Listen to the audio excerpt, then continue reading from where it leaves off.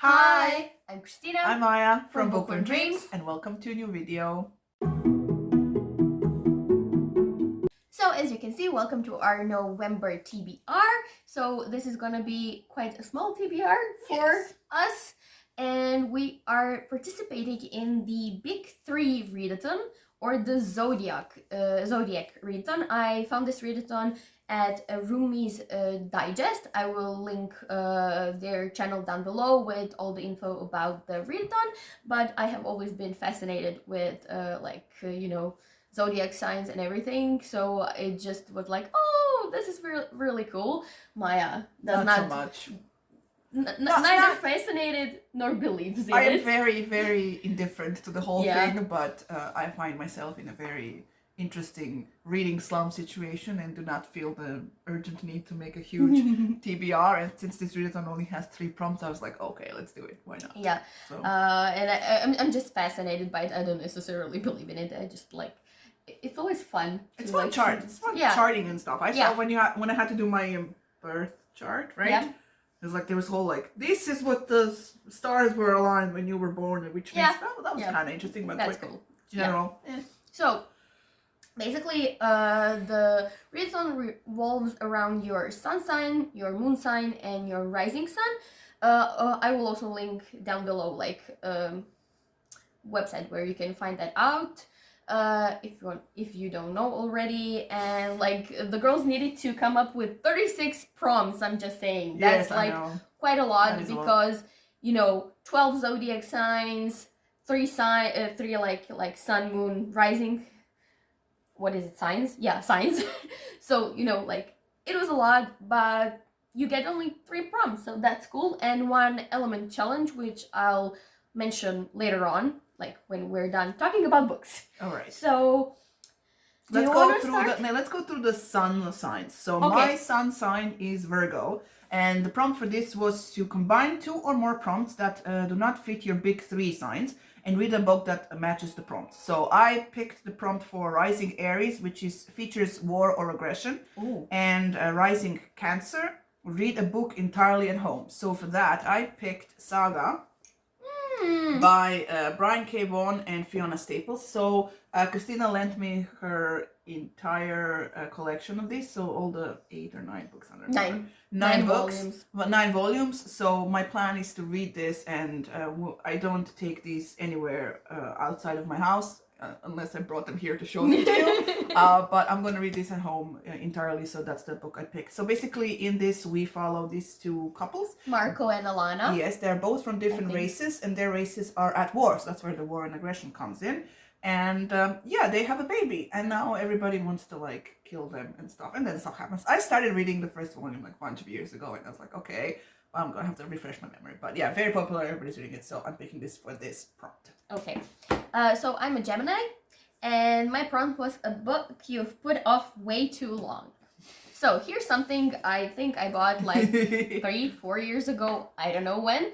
So it's A Darker Shade of Magic by V.E. Schwab. V.E. Schwab. I'm sorry, it's so early for me right now. I'm sorry. Anyways, this is the story of Kel, and about the fact that there are 4 different parallel universes that are kind of woven together through London, and you have Red London, right? Red London, Grey London, Black London, and White London.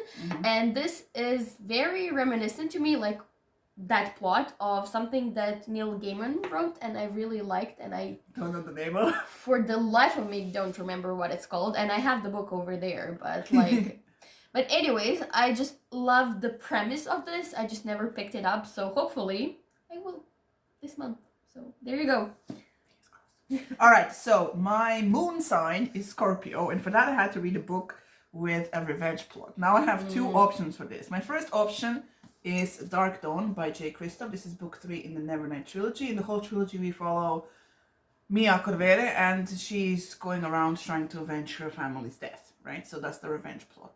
My other options, if I'm not in the mood for big books, which I haven't been in the last couple of months, is to read the comic book The Boys by Garth Ennis and a bunch of other people. There was just a weird bird that just Full of What? It was so weird. Really? Yes. Oh, okay. I don't know. Sorry. So The Boys by Garth Ennis and a bunch of other authors. So basically, this is a comic book series which follows a black operative group that is funded by the CIA. They're supposed to sort of take care of rogue superheroes that live in their world. Basically, there is a TV show on Amazon called The Boys with Carl Urban, who is awesome. And so if you've seen the show, basically it's that bad. That's what the show was based on. I first heard of this comic book series because my sister read it a bunch of years ago, and she was like, "You have to read it because the first scene is a man walking down the street with his girlfriend, and they're like." Standing on the street and holding hands and kissing and stuff, and then just the second panel is basically the boy standing there with just cut off arms because his girlfriend was run through by a superhero. This is like the first like couple of pages of the comic. I'm not spoiling anything. The superhero ran through his girlfriend and killed her and basically just moved on. So he has this like revenge against the superheroes, and he finds this group, and because not all superheroes are good, because you find out throughout the story that they are part of this corporation. Oh. Right. So, Okay. there is investigation of how they got their superpowers, finding out. We also follow like a new superhero, emerging superhero, who's like now really, really wants to be part of the group because, you're not a legit superhero if you're not part of the corporation and you're helping people and stuff. But there's also so many cool things. So if I'm not in the mood for this big book, I'm going to read The Boys Volume 1, or at least the first omnibus. So that's like first omnibus is like 14 issues. So that is my goal for this one. Very good. Okay, my moon sign is Virgo. And the prompt was a hurt comfort trope, which I had a lot of problem actually finding a book for because I, for the sake of me, couldn't remember anything. And then Maya mentioned alien romances, and it occurred to me that I have not read the fourth book in the Zion 10 Warriors by Julie K. Cohen, and that is Alien Awoken. This is basically a series of books where we follow human women who are either sold off as mail order brides or choose to be mail order brides because the situation on Earth with women is deplorable, and they're basically treated like slaves and used as like merchandise. And so that's it's where the really hurt thing comes from.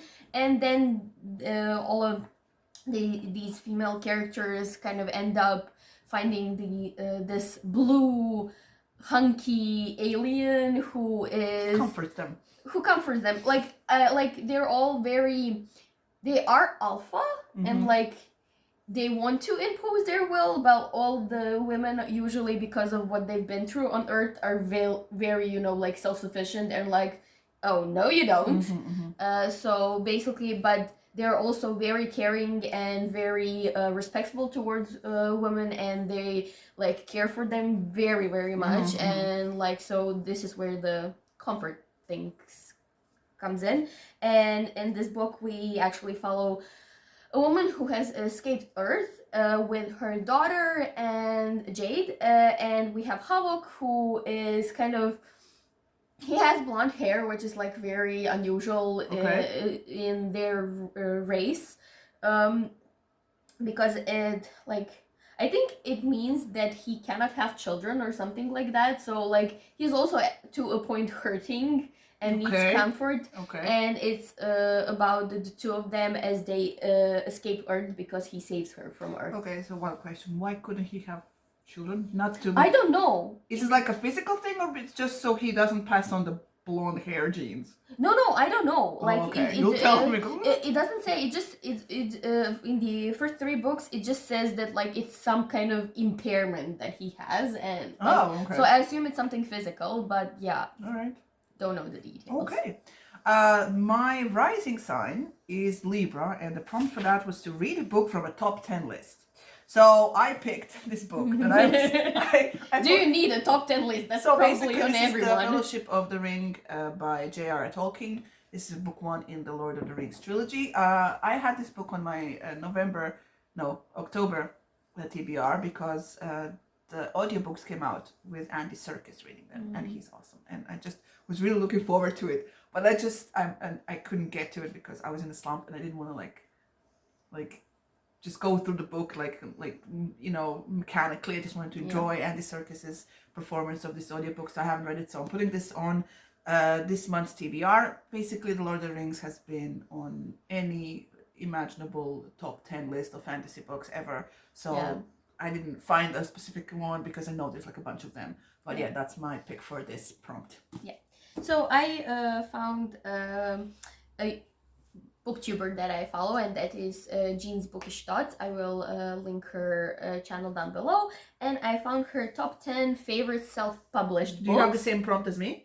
Oh, sorry. Yes, I have. I'm also a Libra. My rising sign is also a Libra, and I have the same prompt as my. Sorry, sorry. So I basically I chose her top 10 favorite self-published books. Okay.